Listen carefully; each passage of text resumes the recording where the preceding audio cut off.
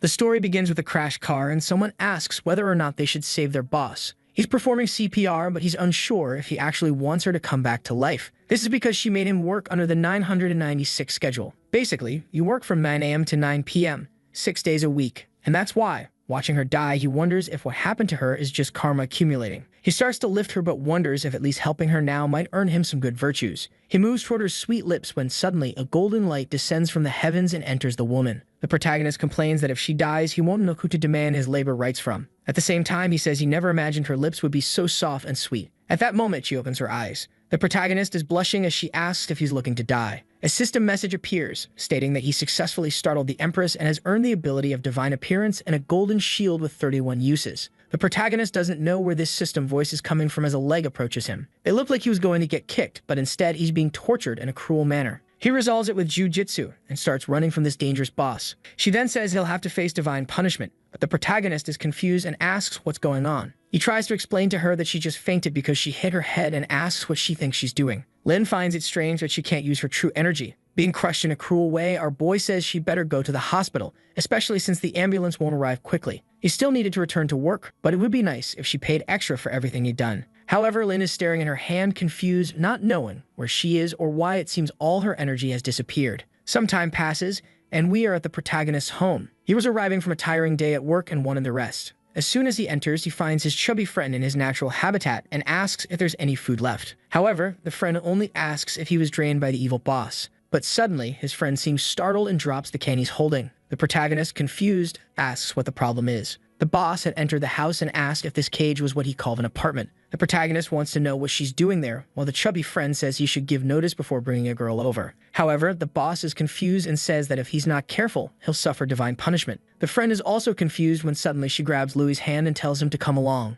Seeing that she's covered in blood with torn clothes, the friend assumes they're engaging in some forbidden fun. Outside, our boy tells her that despite being her subordinate, she can't keep cutting into his rest time. However, Lin says that based on what he said, he seems to be her disciple. She explains that she's an empress from the underworld who cultivated for over 3,000 years to ascend to the realm of humans and gods. And that's why she wants to know where they are and why she can't use her innate energy. Louis is confused, wondering if she's crazy. However, he's not normal either and mentions that since Earth's emergence, he's heard of some cultivators. But that's extremely rare, and as far as he knows, the two of them are just normal people. However, she reaches out, seemingly trying to strangle him. He begs her to calm down. Lin approaches and says he doesn't seem to emit the aura of the Justice Alliance. Our boy distances himself again from this crazy woman. But behind the trees, 3 suspicious men are discussing whether she's the right person. One of them says they need to make sure this looks like a robbery. However, Lin says she noticed someone listening in on their conversation and declares they deserve divine punishment. The 3 productive members of society emerge, saying they didn't expect to be discovered so easily. As soon as our boy sees energy in one of their hands, he wonders why cultivators want to take him down. The guy says it's a pity, but the young man saw things he shouldn't have and lunges at him, telling him to go to hell. However, that's when the golden shield he had received activates. The men are thrown against the tree and wonder how this is possible. The system appears again, saying that because he caused damage, he will receive some beginner cultivation packs. Yui is confused by these voices, and Lin says she'll have to teach her disciples never to let an enemy escape alive and that she will finish off these insects. She kicks her leg upward, making the man disappear, and says that sometimes physical strength is enough. Meanwhile, Yui realizes he has indeed received the little system. Moreover, it seems connected to this strange woman in front of him, who he's sure is not Miss Lin. Back at home, his friend decides to leave the apartment to him for the night and go sleep at an internet cafe, but he warns Yui to keep quiet to avoid getting scolded. The friend says he can't believe Yui brought this woman home, and Yui is thinking the same thing. He then tells her to come in and make herself comfortable and apologizes for the mess. She sits down saying she doesn't care about trivial things, even though her disciples tend to be strict. Yui goes to the fridge and asks her what this business is about being an empress who crossed worlds. If this is truly possession, then what happened to Lin Mia's body? She explains that she was in the middle of a tribulation to evolve when she got caught in a battle with the Justice Alliance. Suddenly, in the midst of the fight, she ended up here powerless. Yui says she's constantly mentioning this alliance and asks if, by chance, they are enemies. The Empress responds that those guys are a bunch of hypocrites pretending to be righteous, but are utterly disgusting. And since they want to fight her, they deserve to be turned into a river of blood. Yui, standing by the fridge, thinks this woman sounds more like a terrorist. He then gives her a glass of water to drink. She tells him to take a look at how this world works. He explains that in his world there are things like magic and extremely advanced technology. The boss watches some Lolitas performing magic. She seems impressed by the power until Yui shows her spaceships blowing up planets. He warns her to be careful because there are people in this world who could destroy her, and the entire planet with a flick of a finger. Staring at the images, she asks if that's really possible. He confirms it, saying she needs to understand that personal cultivation won't stand a chance against these forces. That's why she should never harm anyone, or the consequences could be very serious. She suddenly stands up and says the energy in his world seems very scarce. She places her hand on his forehead and says that the boy's aptitude is one of the best she's ever encountered. Yui suspects it must be something related to that system. Lin explains that if he were in her world in 300 years, he would reach an extremely high realm. Suddenly, his phone rings. He answers it while thinking all he ever wanted in life was to be an ordinary worker and make a little money. It turns out to be one of his colleagues saying that if the bugs aren't fixed by tonight, he doesn't even need to show up at the office tomorrow. Frustrated, Yui says he's not an artificial intelligence that doesn't need rest. Even Lin comments that working so late is no different from slavery. She mentions that in her world, once a bridge repairman did something similar, so she cut him into pieces. Yui is confused because she mentioned it so naturally. She then says that for something as simple as that, she was called a murderer, which doesn't make any sense to her. Turning around with a smile, she says it doesn't matter because those guys can't defeat her. Yui thinks to himself that she doesn't seem like such a bad person. He says she's at least a dystopian warrior, someone who fights for what's right. He then asks if her phone is still working because it's essential for daily life. She reaches into her pocket and questions if it's really that important since she doesn't feel anything magical about it. She hands him the device, asking if that's what he means. The protagonist says that this expensive phone is really good because after the car accident, it's still intact. He then grabs her wrist, saying that now he'll show her how to use it. He takes her fingerprint, touches the screen, and explains that this is how you unlock a phone. However, Lin turns red, calling him a pervert who needs to be punished. In the next scene, a delivery arrives for him. The boss asks why the air smells so spicy. He invites her to eat some meat with him, and she watches curiously. She puts a piece in her mouth, gets startled, and says it's much less dangerous than she imagined. She comments that the meat feels like a dragon's breath. She asks if people really eat something like this, and he asks if they don't have anything similar in her world. She explains that they do use spices there, but nothing as spicy as this. He smiles and says it's amazing how different civilizations can be. He picks up what seems to be a Coke and says that even though it looks like poison, it'll help with the flavor, and it's quite tasty. He takes a sip to show it's not poison, and she drinks after him. However, she seems not to like it, leaning back and saying it gave her a strange sensation in her mouth and a tingling in her stomach. He warns her to be careful because if she drinks it all at once, she'll burp. Apparently, she burped. She says it has a bitter and sweet taste at the same time, which is very good. She imagines her disciples warning her about poison, but she replies that they shouldn't be afraid because this poison will only temper her body. By temper, she doesn't mean to grow stronger, and the disciples are all happy. He asks if it's really that good. She explains she was just reminiscing about some good stories from the sect. As he's about to put the food away, she grabs his arm, saying he doesn't need to worry because she'll develop tolerance. Yui warns her to be careful because toxins can accumulate. Excited, she says that an empress can't be afraid of something so simple. She takes another bite, but in the next scene, she's claiming it's not that spicy after all. A while later, in her peculiar way, she asks what his favorite drink is. Meanwhile, he's telling her to stop being stubborn. His phone rings again and he answers it. Obviously, it's another scolding from his boss, asking why he hasn't fixed the bugs yet. The boss warns that if it's not done by tomorrow morning, he might as well never return. But Yui is confident since this guy answers to Miss Lin. He looks over and sees her. Even though the soul isn't the same, the body is. The scene shifts to the next day. Yui explains how everything works in the world. She responds that she already understands the elevator is a kind of staircase that moves on its own. The protagonist praises her and reminds her that everyone will call her Boss Lin. She assures him she understands and tells him not to worry. However, as the elevator doors open, a blonde guy walks in complaining that Xiao Kiki is so cruel. He approaches her and says he heard about the accident but is glad to see she's doing so well. He offers her the special breakfast he made just for her. At that moment, she turns to Yui and asks who this person is. He explains it's a guy named Gu Shonam, her former suitor. He's the son of the building's owner, and everyone thinks he's an idiot. The blonde guy turns to Yui and tells him that next time he'd better leave her alone in the elevator since someone as smelly as him shouldn't be near her. But he's completely ignored as Yui suggests they hurry to the office.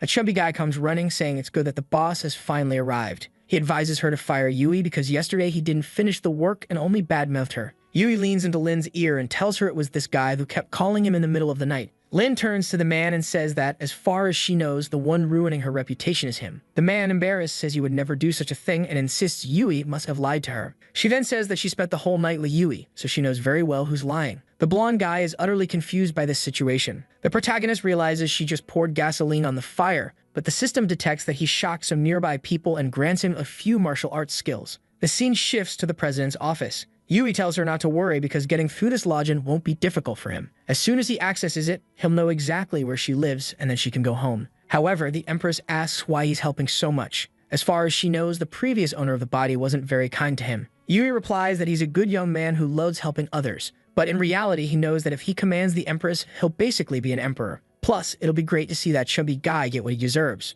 And finally, he can't abandon her to die after what happened yesterday. She remembers being attacked and asks what this business about dying is. But Yui completely ignores her and says the food the blonde guy brought is really good. He brings over the dish and asks if she wants some more. However, she remembers yesterday's spicy food and says that red dish must be too fiery. She rolls to the side, refusing to eat it. Sometime later, they leave the room and the chubby guy is holding 3 buckets, asking if he hasn't been punished enough. But she responds that he should already be happy to be alive. If he complains one more time, he'll earn 10 more hours on the clock. Shannon then approaches and asks why Yui was in her office. He warns her to be careful because that guy is poor, unrefined, and stinky. The Empress glares at him. Shannon apologizes, wondering why she's giving him that look. Yui then thanks her, saying that breakfast was delicious. He walks away with the boss, saying they have private matters to handle. Shannon obviously wants to know what those matters are. Yui remembers that he needs to shock people to earn system bonuses, while Shannon thinks Yui will have to pay for what he's doing. The scene shifts to a luxurious neighborhood at the Shanshu mansion. Yui compliments the Empress, saying she's getting the hang of using a phone. The door opens and she says adapting to the new world comes naturally to her. Upon entering, the protagonist comments that the house is as luxurious as he expected. He talks about the kitchen appliances and says he'll teach her how to use them later, but she says there's no need since she's never cooked in her life. He then shows her the bathroom, and she remarks how strange it is to do all hygienic tasks in the same place. He explains how to use the toilet, shows her the shower, and she says she'll take a bath. She tells him to fetch some clothes as she's sure the body's previous owner must have left some behind. As soon as Yui opens the wardrobe, he sees the hanging clothes. He remarks that he didn't expect the former boss to be this kind of person. He picks out some clothes, thinking at least he doesn't have to worry about whether they'll fit since it's the right person. Meanwhile, the Empress is in the bath asking if he's prepared everything because she's about to catch a cold. Yui's concern, however, is something else. How is he going to teach her to wear modern clothes? He hands them to her and tells her to look at pictures and not put them on the wrong way. She retorts that he should stop nagging because she's not that dumb. Despite the questionable design, the only thing she finds strange is that this string is considered clothing. Meanwhile, Yui is in the living room watching TV. He calls her to watch a historical documentary. He plans to explain everything about human evolution and the creation of industries. She sits beside him, saying she's curious. However, some time passes and she's already asleep. The protagonist gets annoyed that she claimed to be interested but didn't last 10 minutes. He goes to cover her with a blanket, but she seems to sense that something slashes at it. Seeing the blanket tear, he's confused, especially since she's still asleep. Slowly, he moves a sheet of paper closer to her, and she slashes at it again. He is shocked that she has such a sharp alert system even while sleeping. He decides to move farther away since it seems a bit dangerous while she's asleep. He sits down and starts checking out the items he received from the system. Then he begins practicing one of the fist techniques he obtained. The name Heavenly Fist of Dal sounded very pretentious. He assumes a few combat stances and feels as though his body is burning. His chest tightens and his heart feels like it's about to explode. She approaches him and says that if he continues at this pace, he'll eventually die. She doesn't know exactly what he's doing, but the better the technique, the riskier it is. Even though he has talent, his foundation is very weak, which just stresses her out. Essentially, he's too weak. The poor guy feels crushed. She says that now that she's had a little nap, she's full of energy. Yui was about to comment on her attacks when his phone rings. It's one of the bosses asking for help with some company files. The protagonist responds that he had taken Miss Lin home and would return to help soon. He tells her he'll try to come back at night, and she asks why he doesn't just stay by her side to help with the tedious tasks. However, he says that with great power comes great responsibility, and he needs to ensure the company doesn't fall into chaos. He then heads to the door, saying there's no reason to make life harder when she's calm, but she tells him to stop and comes closer. He's about to ask why when she steps even closer. Yui asks if this isn't a little inappropriate. She flicks his forehead and tells him to forget it and leave. The poor guy is left confused. Before closing the door, though, he says he'll order some deliveries for her, but asks her not to scare people. She reflects that now, without innate energy, she can't transmit her consciousness anymore. The protagonist has worked all day and it's finally time to go home. The Saitama of the office calls him president and suggests to treat everyone to dinner. The boy asks what this president thing is all about. Saitama jokes that they all know he's close to President Lin. Yui tells them to stop exaggerating. He explains to everyone that she had a car accident and he just happened to be nearby and helped her. If he really had something going on with her, he wouldn't be stuck there doing overtime. Nearby, Xiaoman overhears everything. He thinks this explains it all. It was just a coincidence. There's no way a loser like him could get close to Miss Lin. Back at the mansion, we see the president when someone asks why the lights are off. The Empress turns with anger and says he'll have to face the consequences. However, the protagonist simply places food on the table and asks what's wrong. She freezes for a second before devouring everything, commenting that he should have brought it earlier. Shortly after, she's calmer and says that food without spice feels a bit bland. He tosses the leftovers in the trash, muttering that it's really hard to understand her. Lin then shows him her phone and says this thing must have something against her. She tried to order food with 2 taps, so why doesn't it work for her? He sits down and takes a look, showing her that she needs to scan her face to make a payment. While she's fiddling with the phone, he cleans the table, explaining that this is how money transfers work in this world. While tidying up, he notices some sheets of paper with meditation techniques written on them. He asks Lin if she can read that sort of thing, but the Empress reveals that she's the one who wrote it. He's shocked, and she remarks that of course she still knows how to use paper and a pen. The meditation technique integrates the body, energy, essence, and soul. It would help him grow strong enough to start learning some techniques. The boy feels embarrassed. He never imagined she'd go to such lengths for him. However, she winks and says there are conditions for him to accept her method. He has to practice the way she dictates.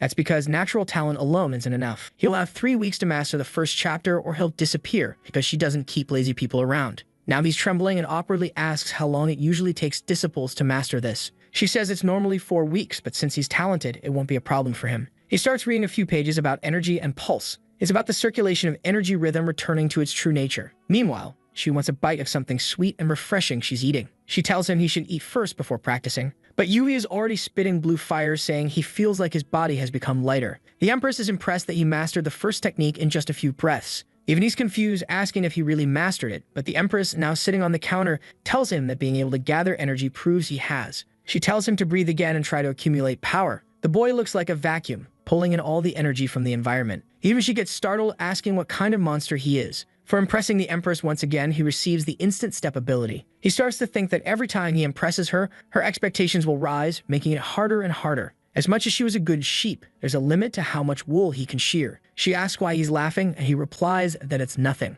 Then he asks if she has any other instructions because he wants to get back to practicing. She says yes and mentions they have a very important problem. He asks what it is, and she wants to know why there's no Coke in the house. The poor guy is confused. Later, he says teaching her to use delivery apps at this moment is dangerous, but she's already drinking her Coke, saying she feels amazing. As he's leaving, she says there's something else she needs to remind him of. He should be more cautious because she's seen countless prodigies fall due to arrogance. He must always remember that there are mountains beyond mountains. But in the middle of her lecture, she suddenly starts hiccuping uncontrollably. She covers her mouth and says this body is strangely fragile. He leaves, saying he warned her not to drink so quickly. She tells him to disappear or she'll finish him off. He responds that she should know that if she keeps drinking that, she'll get diabetes and cavities. The Empress asks if she shouldn't drink it, and he slams the door, saying it's better not to. With that, she relaxes, saying she finally has a little peace. But from outside, he shouts, reminding her not to forget that his number is first on the contact list. The Empress reflects that in her past world, everyone feared her. It's been a long time since she had someone care about her this much. Yui is back home, wondering where his brother has gone. He decides to flop on the couch since the day was exhausting and opens up that little game of his. He checks the group chat with his friends who are talking about getting a good score. Yui asks to play, but suddenly everyone claims to have stomach aches and wants to leave. Apparently, Yui is one of those players who sinks the team, which is why no one wants to play with him. But someone called Old Maniacs says he'll be in town soon and asks if Yui wants to grab a meal tomorrow. Yui accepts and gets all excited. He reflects that he's been playing with Old Maniac for 3 or 4 years, but has never met him in person. Meanwhile, in his surveillance room, someone comments that they disappeared into a strange neighborhood. A bald guy says they went there to investigate, but there were no remains of the bodies. Another person replies not to worry because they already found a way to deal with that child. The next day, Yui is messaging his friend, saying he's waiting for him to arrive, all while thinking about the food he ordered. Then someone approaches. Is it Old Maniac? What's going on? Has the game flipped? Are girls now pretending to be old men? Yui tells the young woman that the table is already reserved. He starts to think she works for the bar and comments on how competitive the beverage market has become. But then she smiles and says she is Old Maniac. She shows their chat history, startling Yui. Feeling awkward, he asks if she's sure, pointing out that her voice sounds very different.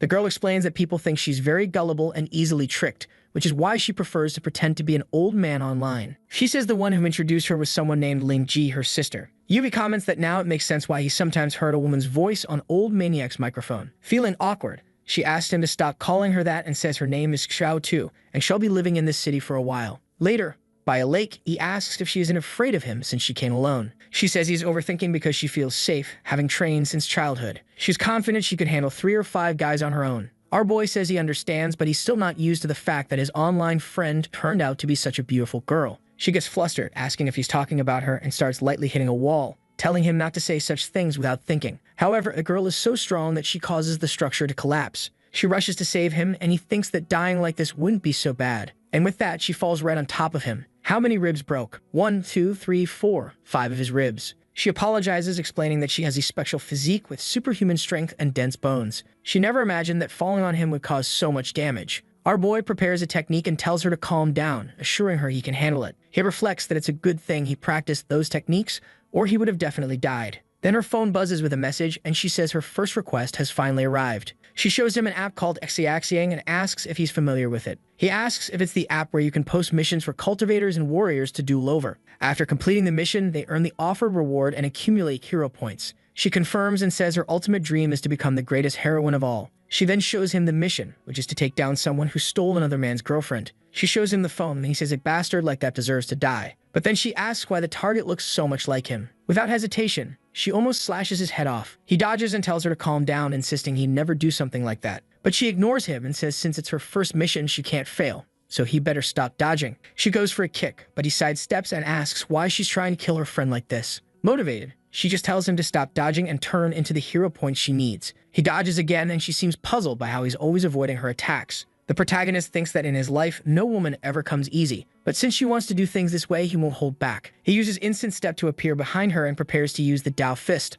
almost blowing her away. She realizes she made a mistake trying to kill this guy. With that, she gets scared, and he earns the soul shock technique. This ability stuns the opponent, making them obey him for a while. Xiao says her grandfather always told her that China has many hidden dragons, and now she sees there's no way she can defeat him. Yui tries to comfort her, saying not to worry because he's also been training since childhood. He says he only won because he caught her off guard, but she says she doesn't believe that, pointing out that the way he dodged her attacks was strange. She says she'll need to check him out, and he asks what she means by that. She starts poking his body, saying that if he's been training since childhood, there should be some marks. She lifts his shirt, telling him not to resist because he doesn't have a choice. Later, she asks what's going on because he's only been practicing for 3 months. He admits he thought the abilities he learned were special but never imagined they'd be this powerful. Of course, we know he's only been practicing for 3 days, but he decides not to tell her that. Xiao says with such talent, she can't wait to see what her grandfather thinks of him. Yui asks if she can figure out who was trying to kill him and assures her that she can trust he believes in true love and would never be disloyal. She says it's not possible to directly see who sent it, but she can try to set up a meeting.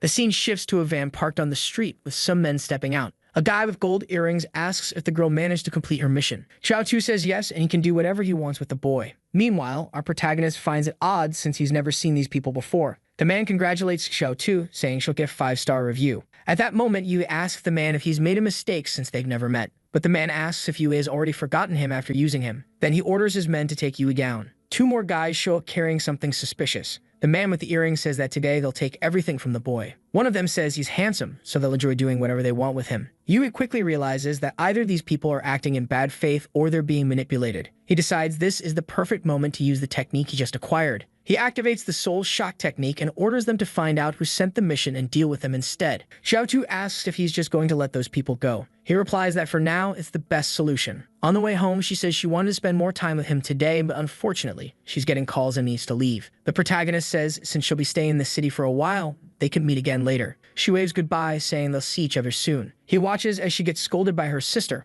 wondering what his other friends will think when they find out the old maniac is a girl. Just then, he gets a call on his phone and remarks that she's finally learned to use the device. He answers in jokes that if she's been kidnapped, she should cuff twice. But the Empress responds that using a communication artifact is easy for her. She bluntly states that she wants him to accompany her to buy some clothes. In the next frame, they've already arrived at the store and Yui is handing money to the taxi driver for the trouble Lin caused. When he suggested they stop a taxi, she kicked one of them, saying she was just following his instructions. He sighs and says whatever, then asks why she suddenly wants to buy so many clothes. She replies that she doesn't feel like wearing someone else's clothes forever. The store clerk asks if he's there to buy clothes for his girlfriend. Yui knows this is a sales tactic to charge more later and clarifies that he's just there to carry her bags. Some guys nearby comment that it's impossible for someone like him to be dating a beauty like her. The clerk brings out a light dress, saying she'll love it, and then shows a Gucci jacket, claiming it never goes out of style. She asks Yui what the clerk is talking about. He explains that each outfit in his world is suited for different situations. She nods, saying she understands, and then asks if they have any tight latex outfits. The clerk looks awkward and asks what she's talking about. Confused, she looks at Yui and says she saw on his computer that he always searches for that kind of thing. Embarrassed, Yui tries to explain to the clerk that she means a superhero style, something strong looking. That's why she mentioned latex. But the Empress says she only thought of wearing it because she assumed it was trendy since he always looked at it. But apparently, he doesn't want her to try it on. The nosy guys nearby are trying to figure out the relationship between the bag carrier and her. Meanwhile, Yui asks the clerk to bring something more appropriate. She agrees and the Empress goes to change. She comes back wearing the outfit. The clerk immediately compliments her, saying she looks stunning. The Empress says it's similar to what she used to wear in her world and asks Yui what he thinks. The clerk explains it's from their vintage collection. She comments that she wanted something more classic and thinks it looks perfect. The Empress stands in front of the mirror and decides to buy it. Then she points to Yui, saying she'll pick something for him too. He's confused about why, but in the next scene, we see the protagonist looking almost exactly the same. No major changes. However, the Empress, who seems to grow more confident by the minute, tells Yui that he looks quite stylish. He asks why she insisted on buying something for him too. She explains that the Lin family sent a message about a banquet in a few days. She makes the payment and says she thought it would be a good opportunity to learn more about this world. That's why she invited him to accompany her here. But then the cashier says her account doesn't have enough balance. Yui finds this odd considering the Lin family account should have unlimited funds. He then offers to pay for it himself. He knows he'll need to live frugally for 2 months, but he feels it's worth it. Except the total came to 38,000 and the boy is devastated. Later, she's trying another drink and comments that it's bland compared to Coke. Yui tells her he checked her account and noticed a large transfer to a public account. To resolve it, they could contact manager Zheng, but she says she's not particularly worried about money. He explains that money is quite valuable and questions if she truly doesn't care. She replies that if he's so concerned from now on, he'll manage her money. He's confused and asks how he's supposed to make his own money. That's when she says that all the money she has will also be his. He's immediately overjoyed considering her wealth, but realizes this means it'll belong to her from this moment on and can never escape. Blushing, he says he understands but adds that there are still a few things to clarify. Suddenly, she looks to the side and remarks that those people had disappeared. Apparently, they were sharper than she expected. He mentions that he also felt like someone was watching them earlier, but thought it was just his imagination. She acknowledges his sharp instincts and tells him he can handle it if he wants.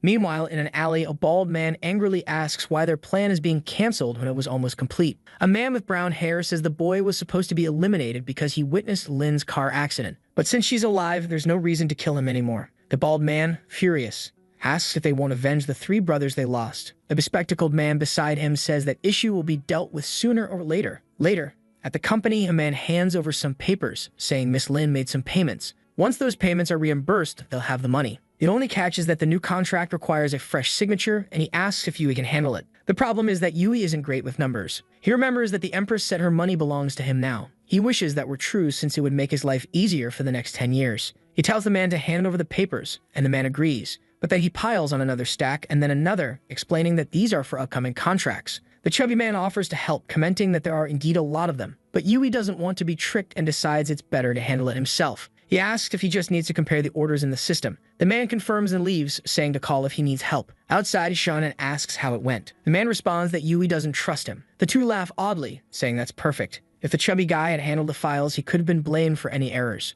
But now that Yui is doing everything alone, he'll be the only one held accountable, especially since he doesn't realize the lists on his desk are all wrong. Obviously, it'll take him forever, and he'll still mess everything up. Shonen praises the man, saying he did a great job turning the tables. The chubby guy comments that since the company is going through a tough time if Yui makes mistakes, he'll definitely be fired. Even if the president wants to keep him around, they can convene a shareholder meeting and he'll inevitably be expelled. The blonde man says that as soon as they release the explicit video they recorded of Yui, he'll be ruined. But then the secretary appears, saying there's a group of people who want to talk to him. The men from the alley arrive, holding something dangerous in their hands. The secretary asks if he knows them. He says yes, so there's no need to worry, and he tells her not to interfere or call the police no matter what happens. She reassures him that she'll keep the secret. Shonen approaches the men and tells them to talk upstairs. Meanwhile, the secretary wonders what they're planning. As soon as the door closes, she hears a lot of strange noises. Shonen is shouting, saying that it won't fit in this space. The secretary thinks he might be in danger, but remembers he told her not to interrupt. Suddenly, a moan is heard from the room, and she comments to herself that the rich really know how to have fun. Back to Yui, the poor guy is exhausted. Nothing is adding up, and the system's data seems wrong. He decides to recalculate, convinced this time it'll work. Just then, his phone rings. It's the Empress, scolding him and demanding to know why he hasn't come home yet with food. Feeling awkward, he asks why she didn't just order delivery since it'll take him a while. But she warns him he has 1 minute to be at the door or he'll get a beating. The scene shifts to a restaurant. The Empress comments that the food in this world isn't bad at all. Yui asks if she wants to try some pork intestine noodles. She immediately refuses, so he questions why she hasn't mastered the delivery app yet, or maybe she has and just wanted to eat with him. Out of nowhere, she chokes but quickly changes her expression, claiming there were too many options on the app so she couldn't decide. He says he understands, and she sits down asking how work was today. He explains that he was reviewing some financial papers, but nothing was working out. She suggests it might have been a lack of focus, but he insists manager Zhang must have messed something up. He smiles and says they should eat first since the food is delicious. Suddenly, a bald man at a nearby table shouts that he's sure this isn't pork intestine.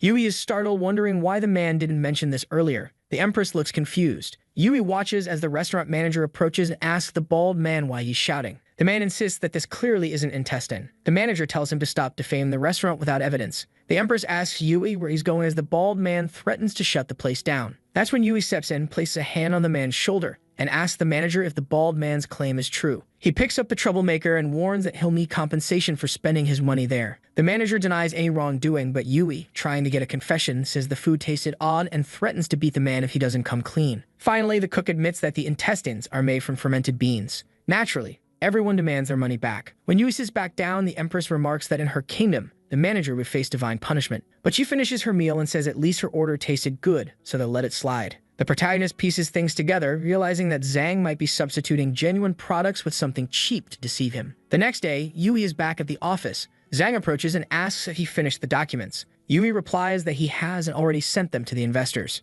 Suddenly, Zhang exclaims that this is terrible news. He apologizes, claiming he made a mistake. He forgot to update the supplier list and used old pricing. He shouts for everyone to hear that if Yui signed and sent those documents, the company will lose millions. Some other employees join in, saying this will impact the entire company. Shonen shows up, asking what mistake Yui made this time. However, it seems Shonen had a rough night. He's visibly in pain, clutching his lower back. Zhang asks if he's okay. Our boy just smiles, saying he's curious about all this commotion. Shonen then says that because of Yui's mistake, no one in the company will get their bonus this month. The rest of the employees get angry, saying they were counting on that bonus. The blonde man says that since Yui is now the president's representative, he'll have to explain this to everyone. Yui then reveals that all the contracts had been sent with the correct prices, so there's nothing to worry about. Shonen looks confused by this no-problem claim. Yui shares the numbers, telling them to take a look. When Zhang checks, he confirms that the numbers are indeed correct. Yui then points out that Zhang's mistake almost cost everyone their bonus, so it's only fair that he provides an explanation. Embarrassed, Zhang admits he made a big mistake, but thanks to Brother Liu, the company avoided a major loss. Shaman interjects, saying that although Zhang made an error, no real harm was done. That's when Yui stands up and says Master Shonen doesn't seem to be feeling too well. He places a hand on Shonen's shoulder, shoves him into a chair, and tells him to sit for a moment. Yui adds that he's more curious about why all the company's money is in Shonen's account. The employees shout, saying now it makes sense why their bonuses have been disappearing. Shonen tries to lie, claiming he has no idea where the money went and that he wouldn't even invest in this company if it weren't for President Lin. But Yui just tells him to stop lying. Cornered, Shonen admits he remembers now. It was Zhang who transferred money from his account because he needed it. He insists they just need to talk to Zhang to get the money back. Yui remarks that it's great to see his friend Shonen repenting for his mistakes and exposing the cowards. But Shonen, seething with rage, mutters that he wants to kill this damn guy. Meanwhile, the employees grab their keyboards. Yui tells them they know what to do. Naturally, the manager gets beaten up, with everyone shouting that this is why they always have to do overtime. Our boy then gets a message from the Empress, who as usual is starving. That's when he remembers that today is the Lin family banquet. The scene shifts to the Lin family mansion, where a man named Lin Wei is getting ready. He's the brother who previously tried to kill the Empress. A maid approaches him, informing him that the guests have arrived. Then the protagonist and the Empress appear. Yui comments that the place is truly a spectacle. However, she doesn't seem impressed and asks if the Lin family isn't supposed to be more prominent. Yui says that to him. The party seems very luxurious. But she retorts that she doesn't see a single can of Coke around. At that moment, Wei approaches the Empress and says their grandmother was worried she wouldn't attend. She completely ignores him. Confused, Wei asks why she's not speaking and why she's acting so distant toward her brother. Yui steps forward and explains that she hasn't been feeling well since the car accident. Wei asks who he is. The protagonist introduces himself as the president's assistant. Suddenly, Wei offers her a glass of wine and points out that the heads of Pan Industries and Fixu Industries are nearby. He suggests she go entertain them. With that, he leaves. The Empress asks Yui who that man is. He explains that in theory, he's supposed to be her brother, but he's not entirely sure. What he does know is that this guy is under 30 and already the head of the Lin family.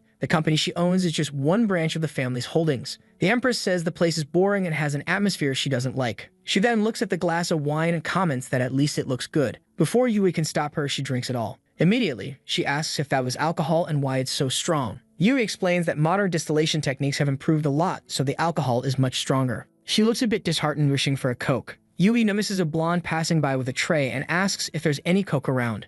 She says no, because high-end VIPs only drink this kind of cocktail. The two laugh, wondering what kind of bumpkin would want Coke at an event like this. One of them says not to say that. He might be someone important if he's attending this event. But the other replies that it's impossible, and he's probably just a kid Miss Lin brought along. After all, she's already heard rumors that Lin Maok is expected to marry someone from the Pan family at this banquet. Now Yui understands why the Empress was invited to this. He notices that in the meantime, she's been called to a table. A man with purple hair says that the higher a woman climbs, the less she's worth. Another man sitting across from him says that's a harsh thing to say and suggests he drink instead. But the purple-haired man asks if he's wrong, saying a woman should focus on staying beautiful and finding a good husband. The other man asks if he has someone in mind. He replies that he's not very interested after seeing his father's 12th wife run off with his money. However, he mentions that his father is still strong, only 60 years old and ready to have more kids. He tells the Empress that he's always advised his father that low-class women aren't worth it. But someone like her from the Lin family must have blood good for something. He places a hand on her shoulder and asks what she thinks of his offer. Meanwhile, Yui is worried since he knows everyone at this event is influential in the city. But seeing Lin angry, he decides he doesn't care about that. He grabs the idiot's arm and twists it. The man, panicking, asks if Yui knows who he is and demands to be let go. While Lin wonders what he's doing, Yui seizes the chance to shock everyone. The man breaks free and asks who Yui is and if he's lost his mind. Our boy introduces himself as Miss Lin's assistant and says he's doing the man a favor. But the man points at Yui and says if he doesn't explain himself properly, he'll have serious problems. Yui makes up a story about being a doctor and claims the man's wrist nerves were damaged. The man isn't that gullible, though, and asks if that's how Yui plans to play it. He calls over his bodyguard and tells him to take care of this. He also tells everyone to watch and see what happens when someone messes with the Pan family. Yui tells him to stop stalling and come at him already. The bodyguard charges at him, promising Yui will regret his words soon enough. But Yui easily dodges the first punch. He remarks that while the man's boxing skills aren't refined, they're enough to deal with someone like this. With a punch to the face, the man goes down. Meanwhile, the Pan family man says the bodyguard was a level 3 cultivator. The people at the table murmur that someone that strong would stand out anywhere in Jiang City. So who exactly is this kid? With everyone shocked, Yui activates the system and receives a rejuvenation medicine. Then an elder from the Lin family shows up and asks Yui what's going on. Yui explains about the bodyguard fight, and the elder mutters that Maok must be losing her mind. The Pan family man asks if this is how they treat their guests. The elder, visibly flustered, apologizes and promises they'll handle it. But the Pan family man simply says to forget about any alliance through marriage. Strangely, the Empress tells Yui she thinks he'll benefit from all this. Yui, startled, wonders if she knows about the system. Feeling awkward, he says he only did it because he doesn't like sexist comments. But the Empress isn't easily fooled and says she's certain there's more to it. Suddenly, the elder points at her and demands an explanation, accusing her of disrespecting the family. He claims they never cared about her lowly origins, raised her with difficulty, and gave her everything. So why is she repaying them like this? Lin turns to Yui and asks who this man is. Yui replies that he has no idea. He's probably just some random elder from the family. The man continues shouting, saying that the family is prominent but has been humiliated because of her, and she better apologize to the young master of the Pan family. Yui tells her to stay calm and that he'll handle it, but she ignores him and asks the uncle if they really consider themselves noble and elegant, because to her, they're just people without virtue who only care about appearances. From the conversation she overheard, she had already figured out they only cared about superficial fame and contributed nothing of real value. She continues her tirade, leaving the uncle speechless,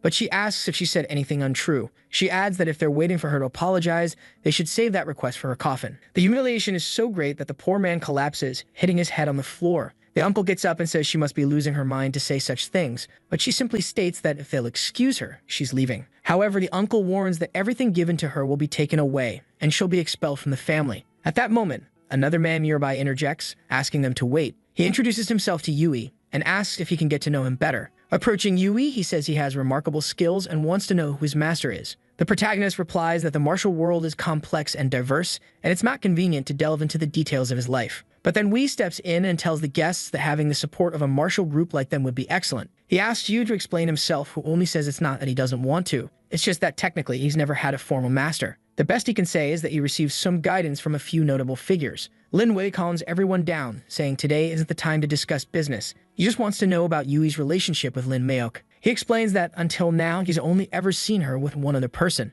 but seeing her accompanied by such a talented young man reassures him as her brother. The man nearby mocked Lin Wei, saying earlier he was ready to marry her off to anyone just to form alliances. The Empress says she's tired of all this chatter and that it's time to leave. They head out while Wei waves them off, saying he won't interfere any further. Suddenly, a waitress approaches, saying someone's phone is ringing. But Miyoka notices something, points to the waitress, and tells her to come closer. She orders her to buy 5 cases of Coke, not just for her home, but for all the Lin family residences. Her brother looks confused, trying to figure out what she's doing. Miyoka tells him to ask the waitress why she was whispering about the guests. Yui remembers it was the same waitress who called him poor earlier. To avoid losing his sister's favor, Y immediately orders the waitress to fetch all the coke, even if she has to go on foot. Later, they're at a street food stall and Yui comments that there's nothing like a late-night snack. Holding her coke, Mayoke says it would be even better if it were cold. Yui offers her a beer, saying it pairs perfectly with the food here. She asks what it is, and he explains that it's an alcoholic beverage with different flavors. She tries it and says it's quite different from the drinks of her time, yet somehow similar to Coke. However, she makes it clear that she'd never trade Coke for this. The protagonist starts thinking that drinking from the same can would be an indirect kiss and rushes off, saying he'll grab a new straw. Meanwhile, she notices two men nearby threatening a young woman. They tell her she probably doesn't want her boyfriend to find out about this. Her family owes a lot of money, but if she comes with them, the debts can be cleared quickly. The Empress quietly observes. The woman protests, saying she doesn't want to. One man warns her she has no choice now. Another man begins pushing her, saying they'll be quick, until he gets a bottle smashed in his mouth. He falls to the ground and asks who it was. It was the Empress, who asks if he wasn't in the mood for a drink. The men approach, saying that the wretch is pretty bold, but watching her eat, one of them comments that drinking with her would actually be a good time. 10 seconds later, he's fleeing in desperation, calling for help. Everyone is beaten up, and the poor guy is crying that the woman is a monster. But she steps on him and asks why he's leaving so soon. She says she was only going to press all of his meridians and drain his energy, or maybe force his body to accumulate internal energy until it exploded. The poor man is sobbing, saying he just wants to escape from her. Yui approaches and asks what they did to provoke her. She replies that it was nothing serious. She just wanted to teach them a lesson. Meanwhile, the schoolgirl thanks them for saving her from the loan sharks. She explains to Yui that she was being threatened when his friend stepped in. The shop owner interrupts, wanting to know who will pay for the damage. Suddenly, the police arrive. As they start arresting the men, they accuse the woman of breaking everyone's bones. Yui knows this could cause problems and asks the girl if she can testify to what she just told him. But she runs off, saying that if she does, her family will get into trouble. The Empress says it's no problem. Yui retorts that it's easy for her to say, but everyone else here will claim she's guilty. As the police approach, she explains that in situations like this, all they need to do is tell the truth. But Yui grabs her arm, saying that won't work this time, and bolts, yelling that if they stay, they'll be in big trouble. Meanwhile, the poor shopkeeper is left waiting for someone to pay him. Later, while resting on a bridge, Yui remarks that it's a good thing he practiced those techniques. Otherwise, he wouldn't have been able to run all that distance. He's convinced she wasn't the villain in this story, but thinks she needs to be more cautious. We then see a glimpse of the Empress's past. Yui explains that in his world, false accusations are commonly used to ruin people. Rumors are always a mix of truth and lies. Since she doesn't like explaining herself and has some ignorance about the world, she'll always end up in trouble. At the rate things are going and with the problems she's causing, she'll become the villain of this world. She simply responds that she doesn't care and isn't very interested. Yui declares that from now on, he'll keep an eye on every word and action she takes. If necessary, he'll ensure she doesn't encounter any problems. Suddenly, the Empress throws herself onto Yui and asks if he wants to go with her to the world she came from. Blushing, Yui asks what she's talking about. She moves closer, grabs his face, and reveals that the true Empress's name is Kim. In the next scene, they're entering Yui's house. He notices something blonde on the couch and wonders who it is. But as he gets closer, he's startled to find his friend left an inflatable doll on the sofa. He tells her to wait a moment while he cleans up the space. Later, she sits down and he asks about calling her Kim. The Empress explains that within her body, there's another soul connected to hers. So the body of Lin Meo contains the Empress's soul, but the Empress's soul is also linked to another one. Apparently, at this moment, that connected soul has taken over Kim Yang's place. She explains that because Lin drank alcohol, the connected soul was able to assume control. She grabs his face and says that if he can help Kim Yang, she'll owe him forever. She offers to pass all the knowledge she has on to him. Unlike the knave witch that is the Empress, she claims to possess immense knowledge. Yui is still confused, trying to figure out where this lunatic is heading with this. He asks how he can help her. She says she needs help removing the seal on her shoulder. Grabbing his arm, she tells him she'll teach him the technique to remove it, or at least lessen its effects. Our boy says it's fine. He'll try to help, but she doesn't need to worry about paying him back in any way. He asks if all he needs to do is strike the seal with energy, and she says yes. Instead, he strikes her to see if she'll faint, muttering to himself that this body-swapping business is getting out of hand. The scene shifts to the Lin family knocking on the door of a house. A purple-haired woman answers, saying they should have received the message that the master wouldn't be showing up tonight. Lin Wei reassures her they won't take much of her time, explaining that Master Wang has arrived in the city and they prepared a banquet. However, they notice that another elder didn't attend and got concerned he might have health issues. The woman says the master is fine and they don't need to worry. She closes the door in his face, leaving Lin Wei frustrated because he just wanted to deliver a message. The group grumbles that the old man is really complicating their lives. Lin Wei advises them to calm down, reminding them that no one in the city can oppose Master Wang. He leaves, urging them not to damage their relationship with the Wang family. The woman re-enters the house and tells the master she sent the visitors away. He thanks her, saying he could have met them but preferred to spend time with his granddaughter. That granddaughter, Xiao asks why he's treating her like this. Her grandfather says it's because she kept talking about losing to a young man who had practiced far less than she had. She apologizes but insists that Yui is impressive and her grandfather will understand when he meets the boy. Back at Yui's house, the Empress remarks she never thought she'd have a day like this. Yui says it's thanks to modern alcohol. She notices a bruise on her forehead and asks what happened. He dodges the question, saying she must have accidentally hit her head somewhere. He hands her something to drink, joking that he didn't expect her to have such a low tolerance. She explains it's because she's experienced few things in this mortal body. As she goes to drink, Yui asks about the two personalities and the person named King Ming. The Empress spits out the drink and asks if he really met King Ming. Yui says yes and explains that the woman introduced herself as a spirit trapped in her body, seeking help to escape. The Empress confirms it's true. King Ming is a spirit she imprisoned in an artifact to continue strengthening it. Yui asks if she's serious and wonders how someone steals another person's spirit. The Empress explains it involves peeling the person's skin while they're still alive, extracting spinal fluid and using endless torture to separate the soul from the body and seal it in an artifact. She then asks Yui if he regrets saving the wrong person. He relaxes and says no, he made the right choice. At least by helping her, he knows what she wants. But with King Ming, he has no clue what her intentions are. The Empress says he made a wise decision because if King Ming had awakened, she would have killed him. Yui wonders what she's talking about and why he feels like she's deceiving him. Now she complains about pain in her shoulder and Yui, ever opportunistic, offers to give her a massage. But then his friend Wu walks in, sees the two, and accuses Yui of lying about working late when he's clearly home. Wu notices that Yui brought the Empress and immediately says he'll leave so they can have the place to themselves. However, he grabs Yui before leaving, asking if he's doing adult things in front of the doll on the couch. Yui shoves him away, telling him to stop leaving the inflatable doll lying around. The Empress, meanwhile, is calmly eating the food Wu brought. Wu asks if she's really Yui's boss. When Yui confirms it, Wu starts enthusiastically offering her things. He rummages in a drawer and asks her to wait a moment. Pulling out a suspicious bag, he says it contains some sweets he bought 3 days ago and wants to give them to her. Yui asks why Wu hid the sweets inside a dirty sock. The Empress watches them argue, saying it seems oddly familiar. Later, Wu was on his knees pleading with Yui, saying he wants to attend a famous celebrity's show tomorrow. The problem was that the tickets were sold out, but Wu knew she worked for the Lin Corporation. Yui tells him to stop following these internet celebrities, reminding him of the last time he maxed out his credit card. But Wu replies that Yui will never understand what true love is. He claims he supports her without expecting anything in return. Yui only responds that he knows his friend too well. Wu then shows a picture of the artist and promises not to worry. He'll make sure Wu gets a ticket. Sometime later, the Empress is writing some talismans. Wu asks if she's crazy, and Yui casually explains that she went to the Longhu Mountains and enjoys doing this. Miok hands him one and tells him to inject true energy into it. But Yui, being cautious, wants to know what it does first. She explains that it's something simple to help him gather more energy. Since he's about to advance, it could be very useful. He asks if the heavens will punish him for using it, and she replies that he's far from being important enough to attract that kind of attention. She then stands up and says she'll also cultivate as she can't afford to waste time. Yui thinks this is the perfect chance to go see internet celebrity with his friend. The next day, the event is happening. Dong from work, the obvious scapegoat, was the one who got the tickets for Yui. He hands them over and leaves, telling Yui to have fun. Wu thanks him, calling him a true brother. At the venue, Yui asks what the event is about. Wu explains that it's to promote urban harmony for a day, but he quickly adds that the actual event doesn't matter. What matters is what's on stage. The celebrity thanks everyone for supporting her so much.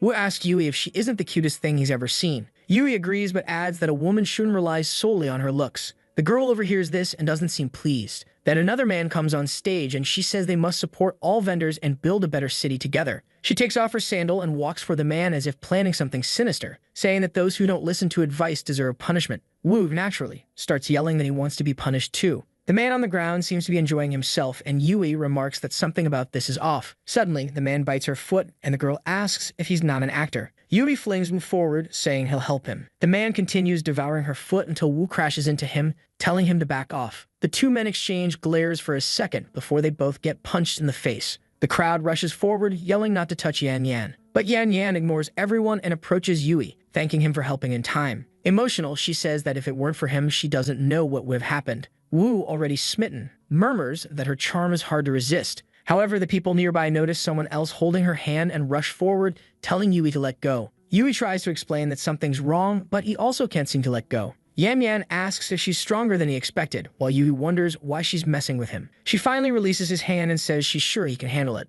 But Yui doesn't want to get involved in this madness and bolts. Later, he's in an alley, exhausted from running away from these lunatics. That's when a man in a suit appears, saying he's finally found him. Yui asks the man to be reasonable, explaining that he didn't do anything wrong. It's Yan Yan who's crazy. But before he can finish, the man nearly slashes his throat. Yui asks who he is, but the man is more interested in how Yui dodged the attack. Now he's convinced Yui is involved in the death of the old man's son. Yui realizes the man has the same energy as those who attacked him before. He charges at the man using instant step to get behind him and landing a punch that sends him into the wall. Yui approaches, one hand in his pocket, and says he left him with a few intact ribs because he needs some information. Suddenly, Yui is nearly hit by a black orb and thrown back. A bald man appears and asks why Yui is so fast. Two others show up behind him, saying it's better to eliminate them together and split the reward later. Yui isn't sure he can handle 3 opponents at once. Just then, Wu shows up, saying he's finally found him and thanks him for throwing him onto Yan Yan. But then Wu notices all the men surrounding them and asks if he arrived at the wrong time. The bald man replies, "No, you came at the perfect time." Wu is almost crushed, screaming for help and asking what's going on. Yui lands a hit on the bald man but knows things just got harder since he now has to protect someone else. He tells Wu to run toward him, but 2 more men appear, declaring no one will leave alive. Suddenly, a cloud of smoke fills the air. In the confusion, one of the men accidentally knees his ally.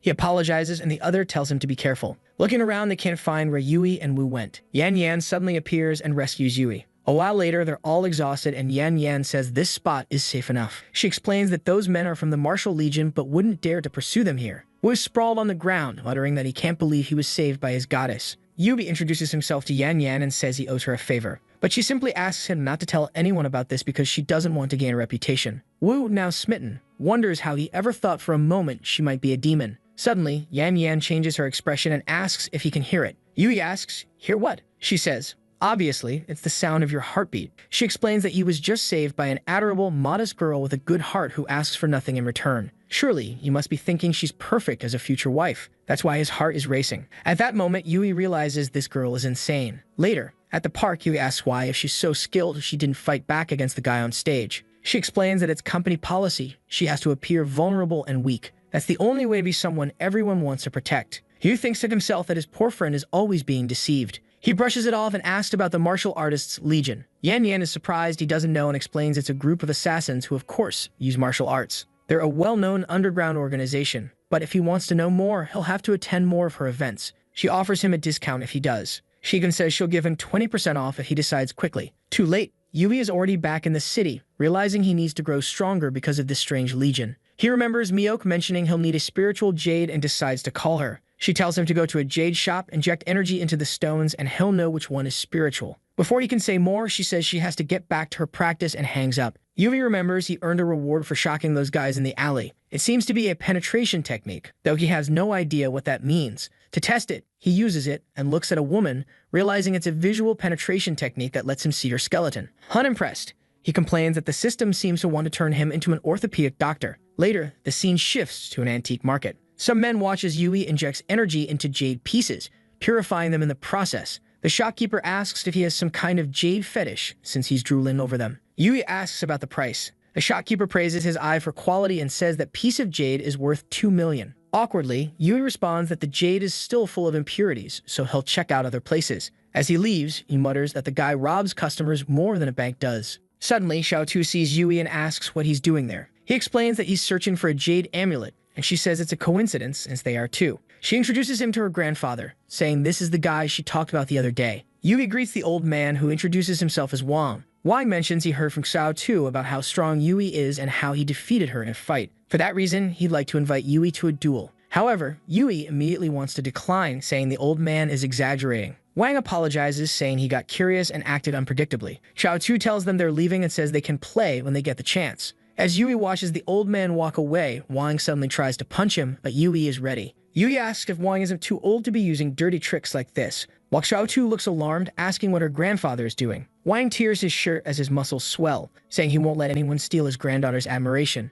He tells Yui to prepare, as today he'll experience the strength of wisdom. They prepare briefly before Wang launches a flurry of punches at Yui. Xiaotu pleads with her grandfather to calm down, saying it's not that serious. But Yui replies that now he has to fight for his dignity. Wang compliments Yui's skills but says he's still far from deserving Xiaotu's admiration. Xiaotu runs off, saying she'll have to find Sister Ling to stop this. Wang leaps at Yui, activating a flaming punch. Yui manages to block it but struggles to find an opening for a counterattack. Then he remembers the penetration technique. As Wang closes in, asking if Yui can't keep up, Yui combines the penetration technique with a celestial fist and lands a punch squarely on Wang's weak spot. The combination of techniques works better than Yui expected, and the system congratulates him, unlocking the penetration fist. Yui charges at Wang, saying it's time for a counterattack. Wang grins, saying they'll settle this with a punch. Yui notices that Wang's weak spot is on his shoulder, but unfortunately, Wang dodges. Wang mocks him, asking if he's running out of energy. Wang lands a solid hit on Yui's stomach, making him cough up blood and collapse. Wang dusts off his hands, saying Yui needs more practice. Time passes and Yui wakes up wondering what happened. Suddenly, a figure in peculiar clothing approaches. It's the Empress. She remarks that she never imagined he likes sleeping on the streets. Yui, embarrassed, gets up and asks why she's there. She explains she heard about something being refined in the furnace and wanted to check it out. She crouches dangerously close to Yui and starts unbuttoning his shirt. She says she's just checking for internal injuries and concludes he's fine. Standing up, she advises him to learn the lesson that not every enemy can be defeated. That's why he needs to choose his battles more wisely. Yui tries to explain that he had no choice since the old man attacked him first. He recalls noticing an injury on Wang's shoulder during the fight and thinking about targeting it. However, he decided to miss on purpose because injuring the old man too severely could ruin his reputation. He notices that she seems slightly concerned about him and asks if she's afraid of losing her disciple. She responds by telling him not to touch her with his dirty hands. Meanwhile, Wang is wondering where Yui went. He admits that the boy was stronger than he anticipated, especially that last punch, which felt dangerous. However, Wang is confident that his own abilities are superior and that he dodged Yui's attacks easily, or at least, that's what he thought. His shoulder is completely wrecked regardless. Suddenly, Xiaotu appears with Sister Ling. Wang looks startled and Ling asks, "Where is the like of—" The scene shifts to the courtyard at Master Huang's house. Inside the room, the elder is taking care of Grandpa. Xiaotu is asking Lin if Grandpa will be okay, while the doctor explains that he has stopped the flow of energy and removed the danger of death. However, this shoulder injury is from an old illness. The grandpa, all poked up, tells them not to worry. The old man isn't going to die. Meanwhile, Lin thanks the big guy who says he will take his leave, and another person there is already calling for him. I had forgotten that the proportions of that pink girl are peculiar, right? And she is there crying next to Grandpa, worried. However, he tells her to stop that, as he has to prepare for a ranked match. The girl is a bit confused, right? The guy is the king of Summoner's Rift. Ling Ren wants to know if the fight outside was good. Xiaotu lies, saying it was just a little training for the old man to have fun. However, it's obvious she gets angry, saying the guy fainted during that. The old man tells her to calm down. Everyone already knows she is the one in charge of this family. However, she continues to be angry, saying she's getting older and will no longer be young. Grandpa says, "Oh, my girl, you're about to turn 30. You haven't been young for a long time." However, at that moment, a guy enters announcing that the Lin and Marin have come to visit. The woman is already sure that these guys are plotting something, and the old man tells her to take a look to see what's going on. If anything, just say he hurt his hand and doesn't want to see anyone. However, she knows these guys won't believe that, but still, he turns away. As she leaves the room, the guy behind informs that the young man from the footage was last seen at the stone market. Meanwhile, Xiaotu, about to explode at any moment, says that he really is stubborn. Besides, it would be good for that boy to keep a low profile and not draw too much attention. Outside, some guys are talking, wanting to know if Master Wang's situation is serious. One of them complains that just when the collaboration was about to work, the old man pulls a stunt like this. The guy wants to join the Liu family, but the friend says it's still too early. Not to mention that the manager was just a really annoying woman and the hair was a girl. The one in the back wants to know, now that the Liu family is being suppressed because of Master Wang, what will happen? That Lin Wai, however, is thinking it's the perfect chance. The guy is about to die and soon someone will take over that leadership. It would be great to be alongside that person. However, the muscle-bound guy named Song Abio says he brought some pills for the master, and he calls the team, saying it would be good for them to visit old Wang. Everyone is suspicious. Everyone knows this guide is from the rival faction. And at that moment, two guards appear and say that at this time, no one can enter the chief's courtyard. Abio gets irritated and tells the guys to get out of the way right now. Obviously, a fight is about to break out while everyone watches to see what will be left of the family. Abio advances, saying that if they are refusing the medicine he brought, it's because they want to see the old man dead, and he won't allow that. He tells the group to follow along and starts throwing punches at everyone. Just then, Ling Ren appears at the door carrying a fireball and throws it in the direction of the guys. They are impressed that she actually showed up, and she doesn't seem to want to make friends and wants to know if they are really there to cause trouble. Hey Pao is confused. This damn girl wasn't supposed to be that strong. He all friendly, Miss Ling then, right? I came to say that. However, she just ignores everything he had to say and walks past. Ling warns everyone to leave because the master is fine and doesn't want visitors. But then the big guy looks at himself, and the old man on the left asks what happened to old Wang. Random makes up that he played all night, had tendinitis, and that's why he can't see anyone. However, the guy from the Pan family is sure it must be something worse than that. At that moment, the guy in the blue suit steps forward and says it's okay, he's just there to inform about something. Alin tells him to say it quickly, and he warns that, unfortunately, the Tian family is having some issues, and that's why their partnership has been cancelled. He asks them to understand while thinking there's no way he's going to be stuck with this dead old man. Ling just replies that it's fine and anyone else who wants to back out is welcome to do so. Obviously, the fake starts saying, "Oh, my business isn't going too well, right? We won't be able to support you." Lin just turns around and says it doesn't matter, she doesn't need their money anymore, and whatever they want can be returned. However, at the same time, she's wondering what the old man is thinking. But in the end, it's obvious. Each of these families has their interests, and at this moment they are not aligned. Meanwhile, the old man is telling Xiao Tu that those who depend on his family always show their true colors in times of difficulty. In the future, she will know whom to trust and who is just self-serving. All twisted, she compliments him, wanting to know if it's his grand plan, while he admits he was afraid of Ling. However, now that he's seen the situation unfold, he has a new plan. The problem is that Ling knows the old man's motives are genuine, and those bastards are just taking advantage.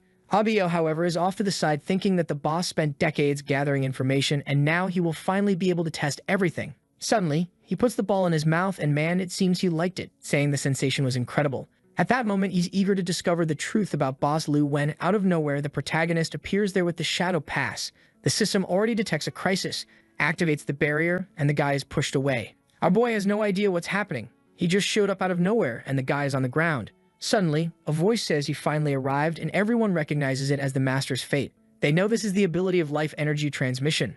Meanwhile, Ling wants to know if this is part of the old man's plan. Xiao Tu is already all messy calling for our boy, telling him to come in quickly. Meanwhile, the guys outside want to know why this guy is showing up there again.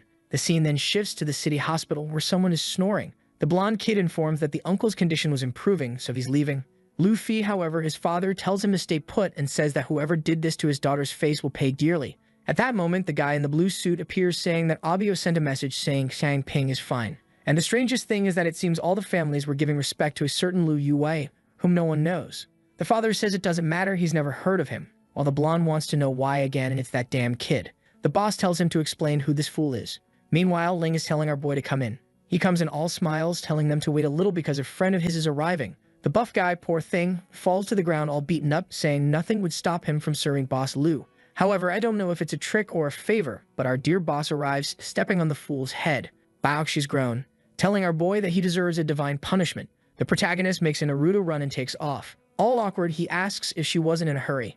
King Niang, however, was standing there looking around, while Ling observes and realizes she can't sense this woman's presence. Indeed, the existence of Lu Yue was not as simple as it seemed. She tells everyone to come in now that his friend has arrived. Already in the room, Xiao Tu sees our boy's new friend and goes to greet her by serving some tea. Even the boss is impressed by how big this girl is. The girl was about to explode, really. The protagonist then asks how the old man feels. He sensed something was wrong in the fight. The old man says yes, he noticed the boy held back in the attack to avoid hurting him. But you need to worry, he will recover. Xiao Tu feels relieved to know that the injury wasn't the protagonist's fault. Ling, however, says it doesn't matter. She should stop playing innocent while doing crap behind everyone's back. At this moment, the boss is looking at a picture on the wall and the old man tells that his family has a long martial tradition and military past. All the ancestors fought to defend the land, and over time the family gained quite a bit of influence. Ling says that this is true, and that's why the other families are so interested in him, just because of that kind of influence. Now the protagonist is understanding why this old man has been doing all this. And Ling thinks that the old man connecting Xiao Tu with the boy was part of his plan too. All this to ensure that he wasn't one of the traitors interested only in destroying the family. She believes that the old man, right, made a great fourth-dimensional chess plan, but obviously, right, that doesn't make any sense. And the old man tells our boy that those guys are all wearing masks, while it's much easier to negotiate directly with him. But the protagonist finds all this very suspicious, while the master is already thinking that he will soon be able to control this young man. The old man benefits in the end, and the boy still thanks him. However, King Nian comments that to her, the protagonist seemed to be a target. Xiao Tu doesn't understand. She says that it's fine that the old man had a lot of power, but that was a long time ago and his reputation is fading and everyone is jumping ship. And now he wanted to use the protagonist as a sort of shield. Ui and Ling are there somewhat confused. And the host is already thinking that maybe, really, this made a bit of sense. The protagonist realizes that if he were like a sort of barrier in front of the other family, right, he would reveal all the enemy's weaknesses.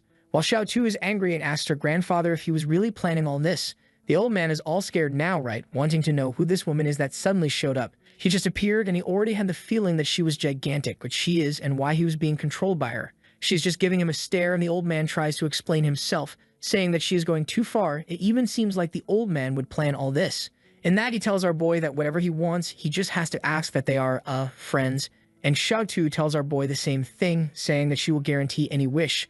The protagonist stops to think and knows, right, that the Wang family is a lineage of martial artists. So if he wanted some techniques borrowed in any area for him, that would be enough. The old man, however, warns that important techniques like the flaming fist couldn't be shared. And even with Xiaotu crying, he assures that those can't be passed to anyone. The protagonist said it was fine. Even if they weren't such precious techniques for him, it was more than good. But then Kim Mian comments about some flowers she saw in the garden. She knows they are used in food, and the old man says that yes, they are rare flowers that are cultivated once every 1,000 years.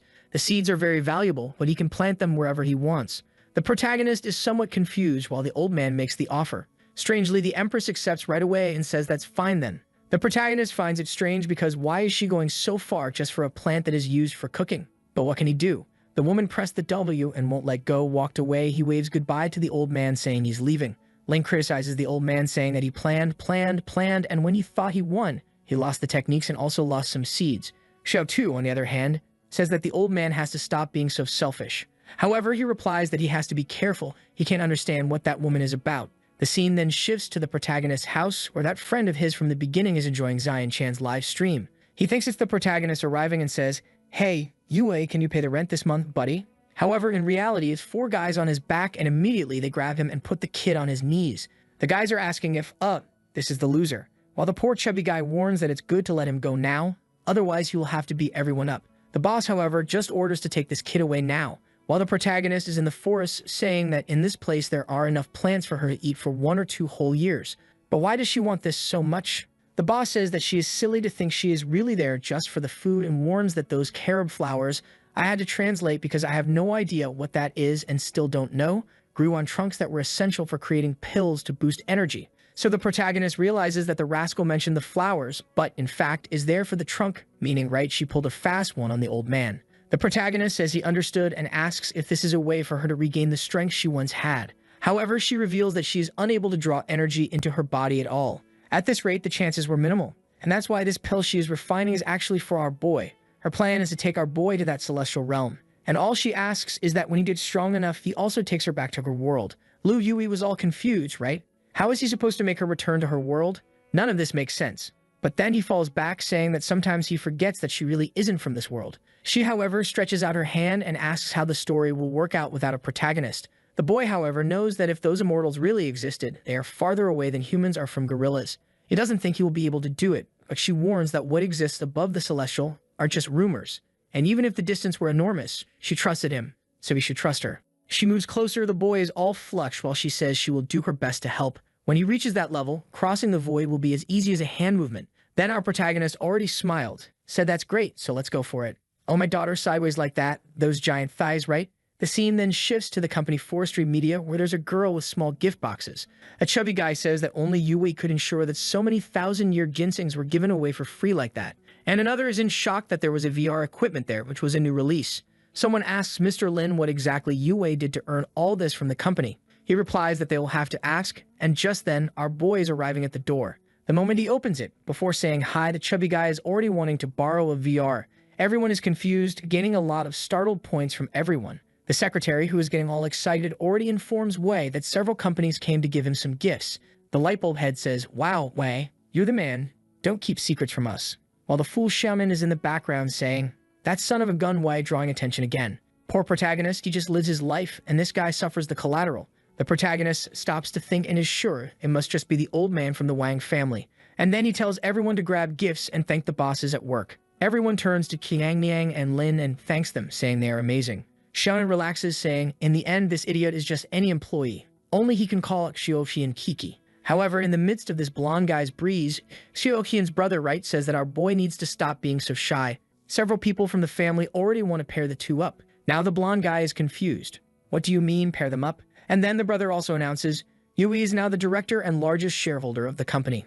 Everyone there is a bit confused and at the same time, congratulating the protagonist.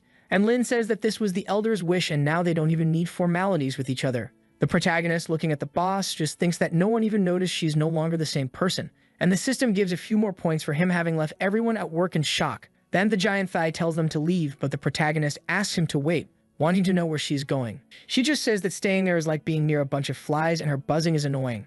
Apparently, she used the guys' names and they are saying that she is really much gentler lately.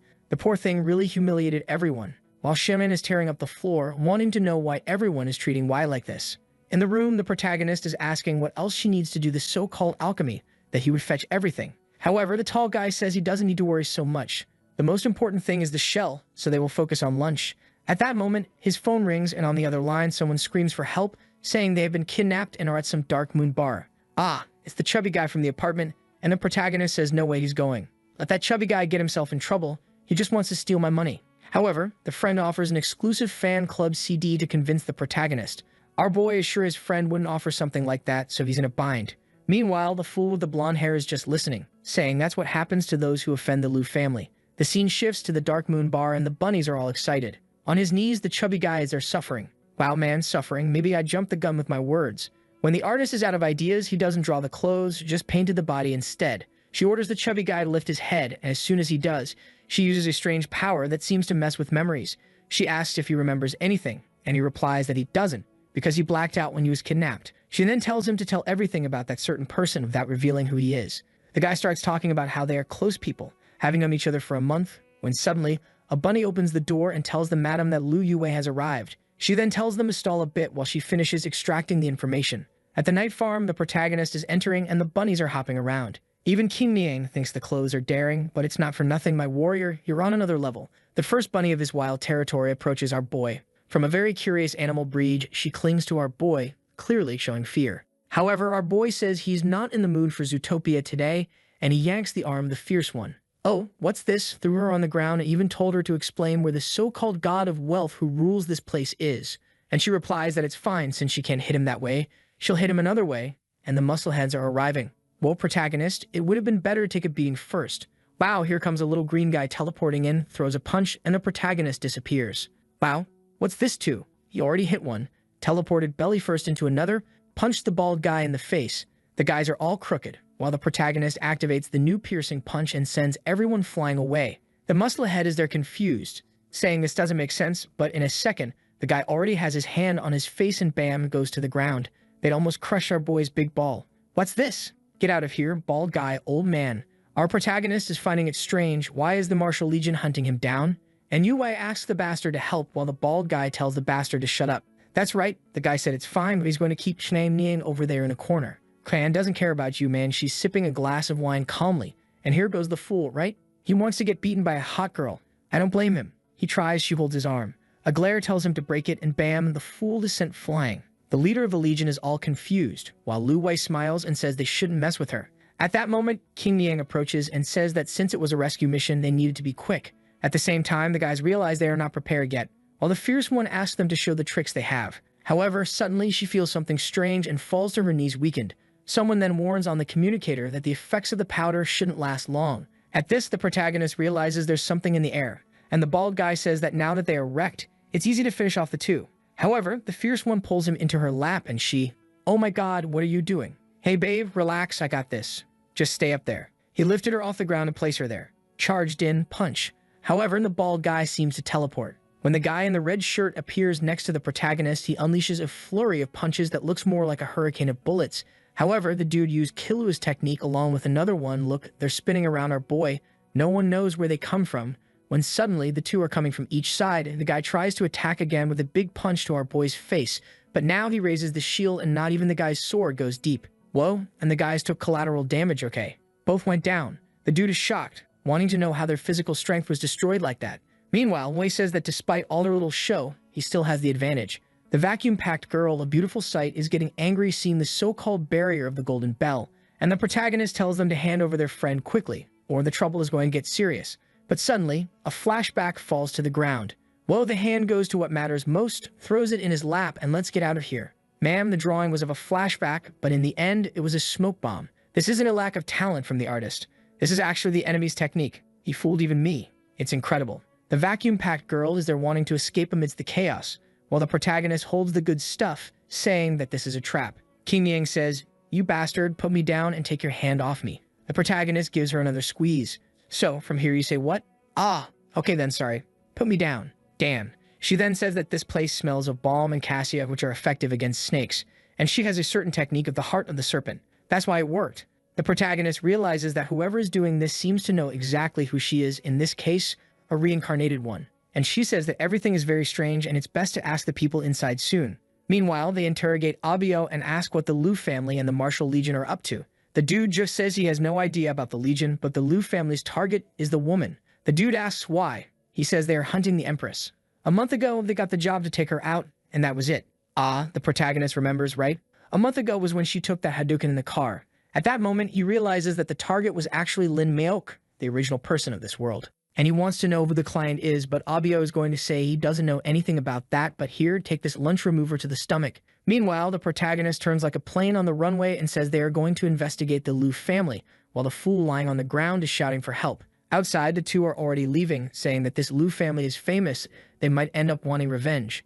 I was going to comment that the friend hasn't been saved yet, but look at the poor guy there, asking for help, saying he hasn't been saved yet. Elsewhere, the waitress is telling Shonen that the person he was looking for has arrived. However, the blonde guy says that the only person he wants to see right now is Hyoki, until our protagonist shows up all beaten up calling for him. He pretends to be dying and says, "Friend, the Martial Legion came to kill me. I don't have much time." Shonen comes over. "Are you sure? You're not fooling me, are you? You're going to die, right? Because finally some plan has to work out. For God's sake, you better die today." Liu Wei ignores him and just says, "The Liu family and the Martial Legion have teamed up. You're the only one left to protect her, shaman." At that moment, the scared little blonde says, "What? The Liu family wants to hit Shioki? Those bastards, they're going to die now." Immediately, he calls the two lost guards who I don't even know what they're doing there and tells them to join forces to resolve this. He also tells our boy to conserve energy while the ambulance arrives, that he will show Shioki that he is the one who saves her. However, the girl was right there, and she comments that she didn't imagine he had this way with other people.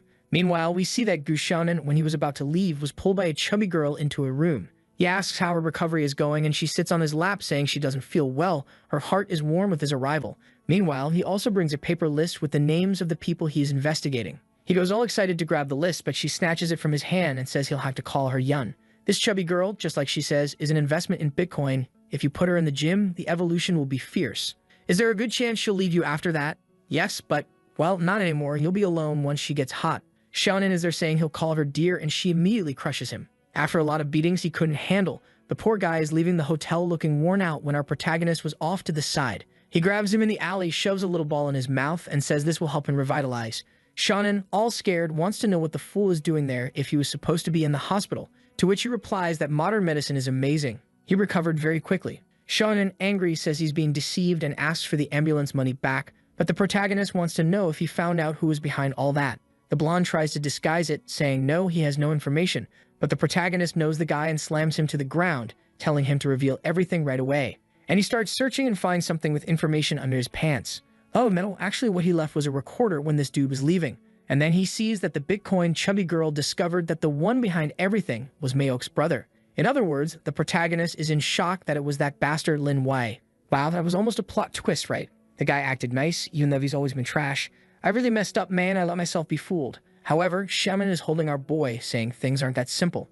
Our boy, however, comments that this isn't something for him to get involved in. But the blonde says he can't just pretend he doesn't know anything. Yet the protagonist completely ignores him and rushes out, while Shonen is punching the wall, saying that one day UI will bow to him too. Back in the office, the protagonist is hunting for some information. He discovers that Lin Wei caused a huge loss for the company, and that's why he wants to get rid of his sister to use her as a scapegoat. At that moment, she walks in asking why he didn't just call and let her know. She comes in all red wanting to know what a mere mortal was investigating. The protagonist finds this a bit strange and asks why her face is so red. At that moment, she puts her hand on her forehead and says she has a perfect solution. Right away, the protagonist notices her weird heart-shaped eye. She had been taken over by the other personality. The Sasuke mark even appears on her shoulder. The protagonist is sure of it. However, the fierce one doesn't stop, right? In the recliner, the position is like a chain. And the weird one still says that the last time she tested him, he was kinda out of nowhere. Now he's getting so threatening. To not use another word, right? She says like tough. He's confused, wanting to know what this test business is. And the fierce one explains that she is a soul weapon that is separate from the body, basically another spirit. And it was the witch herself, Maok, who saved her. In a flashback, we see Maok all empress-like, right? Looking at a rare artifact. Wow, but she just broke it and said she wasn't interested in that. The moment she broke the dog's soul, there was nowhere to go, right? And she looked for a body to use as a vessel. The fierce one sat down, opened the shells, and started that huge cultivation. She absorbed along with that all the resentment that soul carried. The evil spirit tried to dominate her, and said that if she couldn't handle it, she should just give up and surrender. But obviously, right, she survived and ended up managing to use her as a weapon. The protagonist asks if carrying a soul also means carrying emotions. Kindi, however, just ignores him and holds him, saying they should go somewhere else. Then she shows the ingredients and explains that they are to make the so-called purity pill that will help him. The protagonist replies that he has no idea how to do that, but she takes his hand and says it's really easy. The protagonist asks, "What are you doing, woman?" And then her big hand pulls out an alchemy bucket out of nowhere. Kindi hands over the cauldron, explains that with that he can make the pills by himself. Right away she tells them to start the process, and sometime later the protagonist is wondering if it will really be that easy. However, the fierce one there, all out of breath, says that one is not enough. He asks if she is exhausted and she says it's fine, just a little tired. But here she comes with her precise strikes. Out of nowhere, she who was sitting stumbles in his direction, asking for help. The protagonist, however, doesn't care at all, just puts her on the couch and consumes the pill. At that moment, he is enveloped in a strange golden smoke and realizes he is nearing the level of a great master. Now, with this, he would finally be able to deal with Liu Wei. The scene shifts to Liu Wei himself, arguing with his uncle about that damn investment he disapproves of. He's telling his uncle that investing in martial arts is essential for them not to sink. However, the uncle tells him to shut up and warns him that he is still the head of this family. At that moment, a secretary there says she brought him tea to calm down. He thanks her, takes the tray, but throws something suspicious without the uncle noticing. He hands it to his uncle and asks him to please reconsider the investments. And with that, he leaves the room, obviously thinking that this damn coward only cares about protecting the little he has.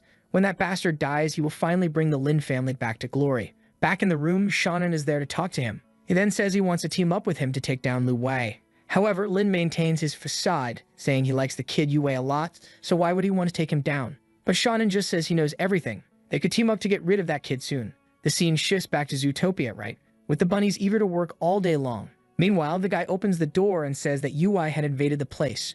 The henchman just tells him to let him in already while praising Shonen, saying that this plan is really perfect. And let's see if it's really perfect, because the protagonist barged in kicking the door. He immediately comes face to face with the bunny and two lamps coming his way. At that moment, Shonen says that the fool is screwed and warns that they can escape through a secret passage. The lamp tries to shoot, but his weapon looks more like a Nerf gun. The protagonist easily disarms two in a second. Crazy. And at that moment, Shonen gives Lin a hit on the back, fooling even us, right? Lin is all twisted, asking if he has gone crazy, while he grabs something and says he can't stand Liu Wei, but he also can't forgive a bastard like him who wants to harm Maok. We see the moment he punched the wall, saying he would kill Yue. Our protagonist told him to just say what he wanted and ask for help. That's when they devise the plan. Now, Shonen smashes Lin's face, saying that this bastard deserves a beating. Crazy, but the vacuum-packed one suddenly appears there with a knife in hand. She tried to launch a beautiful attack on our boy, who dodged. Wow, but she was immobilized. Damn, I thought she was more powerful. What's this, protagonist? Immobilized, but what position is that, man? Are you scratching the girl there? And she wants to know who he is, how he knows about the Empress, but the protagonist just warns that he will have to see who is behind that mask. Upon removing it, he remembers he has seen this woman before. It was the one who threw the smoke bomb back then. The vacuum-packed one, however, is starting to feel the poke and wants to know how long he will keep holding her in that position. The protagonist realizes that this fight was different from what he imagined and lets her go, apologizing. However, he's a fool, right? Because as soon as he let go, she tried to launch a spinning kick. However, in the end, she got screwed again and ended up in an even worse position. While the protagonist was pinning the vacuum-packed one, the fool Shonen was there, dominating the kid. However, he is so stupid that he managed to hit the side, raise his arm, and take a hit on the head. Wow, but Lin Wei was all messed up, getting up, saying he would have to flee to the east area. In the memory that the vacuum-packed one wants to escape, our protagonist won't let that happen. She then stops and says he is too curious and will give a reward for him winning. And out of nowhere, she says she will tell a story. She was a sword dancer who performed in the moonlight, a young woman from a noble family who wanted to run away with her beloved. However, after the escape, things did not go as expected and another man was waiting for her. In this, apparently, the husband was killed and she was captured. The buyer was a sinister forger who kept her in prison to be the moonlight dancer. She was then forced to become an evil sword full of hatred and went around stabbing everyone. Until one day, Lin Maok appeared, stepped on the gigantic sword, and told her to stay still, no longer to kill anyone. The protagonist realized, right? So she was the soul of a sword. And the rap one says yes, she's only telling all this because King Niang seems to trust him. Suddenly, she clings to our boy and asks if she can share this body of vitality. Now it's time for our boy to recoil, wanting to know what this business is. However, she says they would be perfect to break a connection. The protagonist, however, is going to say that he thinks she won't withstand this connection in the more spiritual sense, when suddenly, some samurai guys appear there. But in this, the rat one steps in front and says that this person cannot die yet. Even so, Lin orders to saying that the two should die then. In this, she then says it's okay and warns that she will reveal her power, Suddenly, the sword begins to emerge from the middle of the chest, while the protagonist is activating the piercing light punch and sends it in the direction of everyone. However, he is surprised. The blow that normally finishes everyone off had no effect this time, and the exhausted Lin Wei warns that the Ronins there are, at the very least, at the level of a master. Hiring them was extremely expensive, but now, finally, the bastard was going to die. However, in this, the rap's sword comes flying in front of the guys who seem to be trapped in a strange aura. The guy next to him tells him to attack already, but he already has the sword in hand. The guy insists, but obviously he gets cut. At that moment, she had taken control of his body and started massacring everyone. The crazy thing is, the rap one is there controlling everything. I thought she was on her protagonist's side, but suddenly she comes to attack him, and he is in shock, especially since she just defeated numerous masters. In this, she sends a barrage of punches at the possessed bastard. However, the bastard protects himself with the sword, but the protagonist, from 1 second to the next, uses the shadow pass, appears behind, but even so, the guy turns in time and hits the hilt of the sword in the middle of the poor guy's ribs. Mentally, she tells the boy that he has no way out and gives 2 options. Either he would help her get rid of King Miang's curse, or he would be turned into a corpse. She comes to deliver the final attack, but the protagonist approaches and grabs the hilt of the sword, saying he chooses none of those. However, upon making contact with the weapon, he manages to understand what the sword really wants and her emotions. In this, he pulls it from the guy's hand, saying he understands that she just wants to be free and take control of her own life. He uses the power there to start dissipating the evil energy. The system alerts that he has unlocked the soul form and earned a reward. The protagonist then makes a cut on the last one left, and in this, he falls to the ground releasing smoke. The rap one then appears beside him, saying that yes, he won, but does he feel good? For her, trying to modify his soul trapped in an evil sword was very naive. The protagonist, however, gets up and says that he doesn't need to change anything. He understood everything when he grabbed the big sword. The crazy thing is, out of nowhere, the mad woman wants to lick our boy's neck, saying that now he will beg for his life. But then Kim Ying appears, saying she saw that she changed her appearance but always knew who she was. In this, the rap one says she knew she would end up in her hands again. And then Kim Ying calls for her and starts absorbing the woman. Our protagonist is going to say not to do that, but suddenly, wow, everything disperses. The protagonist is a bit confused, wanting to know what kind of nuclear explosion that was. And then Kim Ying says that recovering that soul would restore a bit of vital energy. However, she cannot control this power and therefore refuses to be dominated by it. That is why from now on, the vacuum-wrapped one is free to live as she wishes. However, the purple one warns that she will not thank her for being spared, but rather that she will take everything from her. The boss tells her to try to do whatever she wants, and then the fierce one gets up, runs at our boy, grabs him, and bites him. The Empress didn't imagine that this was what she wanted to take from her. And in this, the two are staring at each other. The protagonist got caught up in the romance. The racked up one says she now understands what she's been feeling for so long. And the boss is all flushed there, right? Asking what she's talking about. While the villain warns that the next step is to do something a little deeper. However, in this, Kinade throws a little jab there, forcing her to take revenge and says she better be careful, or she will be killed. That's for sure. But in this, the feisty one says she is leaving. She is eager to live as a human after hundreds of years as a soul, and jumps away saying that the next time they meet, it will be them asking for forgiveness. The protagonist is a bit confused, right? But says that apparently they didn't come out losing in this, maybe. He wants to know what that business was about that she mentioned regarding synesthesia.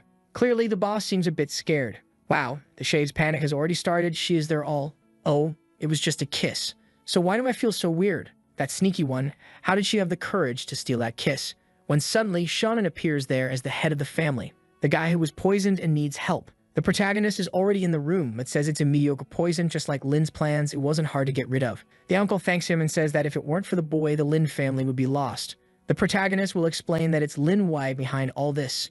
And the boss says that that bastard deserves everything bad that happens to him. That kid was ambitious, but he didn't expect him to try to poison him. He thought this time he could hold him back with the help of the Romans. But who would imagine he even bought those guys? Kaiming agrees, saying it's a shame to use the warriors like that in these matters. Indeed, he had crossed the line. And the protagonist already knows that if those guys attacked him there, they must be infiltrated in other parts of the family and society. Someone in another house thanks the master, saying it's thanks to his help that the family is rising again. However, they better not disappoint them. The guy with the cut on his face says he lent the guards for Lin Wei and everything will be fine. They don't have to worry. The boss, however, says he needs to take a look at what's happening and activates a pentagram there, a hexagram. In the morning, our protagonist and the boss are leaving the Lin house. He then says that this title she has of Cruel Empress doesn't quite fit. She was a very kind girl. And that's why he wants to know, right? Why in the past did she take that woman's soul? Not to mention that he also saw in the memory that she didn't use that evil sword. What Miog tells is that it would be a shame to depend on an artifact like that. The protagonist says that it really is what he expected from her answer. And in this, he also comments that she's always talking about this so-called kingdom. so oregano wants to personally visit that place. Strangely, her heart races there and she is a bit confused as to why. She thinks it's that woman who affects her feelings that is acting somehow. And in this, she says goodbye to our boy, saying she is going to investigate. The protagonist is a bit lost.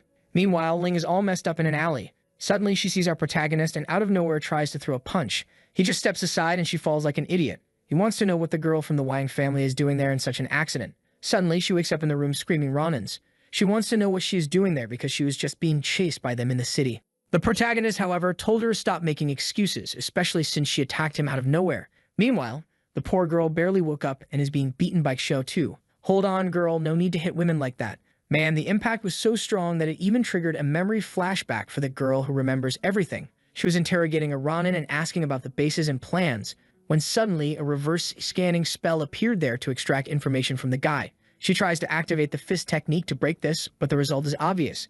Back in the room, she says that in this, the Ronin disappeared and she tried to follow. The protagonist realizes that the Wang family is also investigating these guys, but for now, he decides to pretend he knows nothing. At that moment, Wang appears saying he has already sent for the manuals he requested. The protagonist feels a bit awkward seeing the fierce woman getting up there, all messed up. And in that, Xiao Tu notices and says that if he wants, she has some even better photos. He feels a bit confused, wanting to know what kind of messed up offer this is. Then he turns to Master Wang, who says he will give Ling to him, but not as his second option. She will have to be his main woman. However, the protagonist completely ignores this and whispers something in the old man's ear, who suddenly tells Xiao Tu to go prepare some tea right away. He then asks what this issue with the flaming fist is all about. The protagonist, looking at Ling, says he doesn't know exactly how, but he can perceive the flow of energy. The system explains that since he leveled up, his consciousness has also been increasing. He then tells Ling that the master's fermentation is caused by the way the fist is creating hidden damage. The master is surprised that the boy actually discovered the problem with the technique, but tells our guy that there's no way they can abandon the flaming fist because of this family. But yes, he is right. It is a dangerous technique that they even avoid passing on to anyone. The protagonist says that maybe Xiao Tu shouldn't learn this at all. However, the chief insists, saying it would be cowardly, and besides, Xiao Tu herself wouldn't agree. The protagonist then says that maybe the only option is to improve the skill. Both seem scared and say it's not that they don't trust the boy, right? But trying to evolve the legendary technique like this wouldn't be that easy. Well, at that moment, the gigantic Xiao Tu, I still haven't gotten used to it. Every time I see her, I think, man, I think the artist got a bit carried away, right? She arrives there carrying a little tea with a curious look. The master then says he will show something to Lu Wei and asks if he can really help. At that moment, a giant red stone appears and he asks what that is. The master explains that it is the martial approval stone, which in theory senses the artist's potential. Basically, only those who surpass a certain amount of power can learn the flaming fist. When the master touches it, they both end up in a blue place, and the old man explains that this is his spiritual sea, which is vast like the ocean. Ling also touches it, and it shows that her wave extends for over 1,000 miles. When Xiao Tu touches it, they say her talent expands even more than Ling's. She then tells our boy to try. However, when he touches it, nothing seems to be happening. Until suddenly, looking up, they seem to be in some kind of galaxy. The old man knows that this is the so-called Star Ocean. Even Xiao Tu is shocked, wanting to know how this makes no sense. It can be called an ocean if it's in the sky. At that moment, she realizes that the difference between them is already gigantic. What is this, my daughter? She crushes Ling, saying that this makes no sense at all. The protagonist, having shocked all three, even earns a prize there and sits down. Meanwhile, the old man comes to bring the flaming fist technique, saying he now accepts his help. However, this was an essential technique of the family and couldn't be leaked to anyone. The protagonist gives a nod and says it's fine. It even seems like he will pass it on to someone. Then he closes the book and says that's it. He already understands the technique and can see improvements. He activates the flaming fist, showing that it really was a technique focused on awakening all vital energy. The problem is that there's a thing about causing some damage to the meridian when it is conjured, and the old man tells him that not only that, practicing the flaming fist was also affecting his mind. Even when he didn't want to use the attack, there was a kind of voice forcing him to do so. The girls think the old man is getting serious. However, at that moment, the protagonist already tells them to look. The secret was to release the negative energy in the other hand. While in one hand he has a flaming punch, in the other the so-called reverse energy is flowing out. Xiao Tu thinks the technique has changed too much, while the old man says he understands, but mastering the control of two energies like this would be very difficult. However, he sees that Xiao Tu is already basically managing it, and she's already praising our boy, saying that she really felt the technique was much more powerful. At that moment, Ling, however, is asking the old man what he thinks the people infiltrating the city are looking for. He says that probably what is happening at Lake Lingshu is attracting a lot of attention. However, he is too old and doesn't have time to worry about such things. Ling tells the old man to stop pretending. She knows he will do something. He says there's no way to hide anything like this. He will have to take action. Before seeing this technique from Liu Yui, he had given up, but now that he can practice the flame fist again, he will have to act. Meanwhile, at Emerald Peak, the protagonist is throwing things into the trees. The so-called milliner dew that accelerated plant growth. Lately, because his perception has been increasing, he can notice what happens around him without even looking. He decides to lie down there and feel the energy, but suddenly he sits up startled, feeling as if someone is bathing in the lake. From the sound of jingling jewelry, it must be a girl. The rascal thinks it's very dangerous to leave a girl alone in the forest. He will have to go take a look. When he arrives, there's a girl blushing with a fin in the water. He approaches, thinking she is drowning, but if the mermaid drowns, it's over. Then the world ends. Here goes the rascal. He dives in to save her, but then he sees the sly smile on her face. She then says he shouldn't have jumped in, and the protagonist wants to know where the girl's hands are. Wow, the girl is kind of a snake. She has no arms or legs, just the circular balls in the middle of her torso, right? And she says she will be kind and will kill him before eating him. The protagonist is confused, realizing he came here to do a good deed, but she's betraying him. While the girl says that if he fell into the hands of another, he would have suffered much more. She is there squeezing, saying, wow, how resilient he is, but she likes it that way, with a lot of vigor. She gets closer, telling him to stop resisting so much. The protagonist, to free himself, activates the flame fist and burns the rascal's tail. With her tail hot, she jumps into the water, wanting to know what this bastard did, while he says there's more to come. However, suddenly she appears scared, and a gigantic dragon is emerging behind the protagonist. The snake girl is about to flee, but the dragon tears her in half. Damn, wasting the whole design of the girl. Suddenly, the beast appears on the protagonist's back and stares at him. The protagonist is there, scared of the power the monster is emanating, when Kainan grabs his arm and tells them both to run. Apparently, we're back in the forest and she is all wet, telling our boy that they were lucky that monster wouldn't want to come into the forest. She wants to dry off with her support, but it's not working anymore. In that, she explains that she was trying to cultivate the herbs, but the demon beasts destroyed everything. The protagonist is angry, saying that that bastard was all his. Wow, then he shifts to Xiang, who is saying goodbye to her fans with a smile. Was that the demon weapon? I think it is, right? The girl suddenly decided to become a streamer. She waves goodbye to her fans, saying she will see them another day, while the Empress is there wanting to know what she understands about the ethereal lake monster. The rascal sits there all crooked, saying she said she would beg next time. Now she is there asking for help. In that, King Ming says it's okay, so she will just absorb her soul again and look for someone else. Right then, Xiang proposes an information exchange and says that the demon is injured and recovering. The protagonist, however, says that creature is extremely powerful. It was difficult for that to coexist with humans. What he doesn't understand is how the Empress knew that Xiang would have this information. She then tells him that just before she ended up in this world, she had already lost contact with the weapon. Yui then understands, right, that the weapon Xiang had arrived in the world before the Empress. And she praises our boy, saying that yes, she's been living there for over a year. Probably, at the moment she left King Nang, the flow of time for her to reach that place was different. The protagonist now understood, right?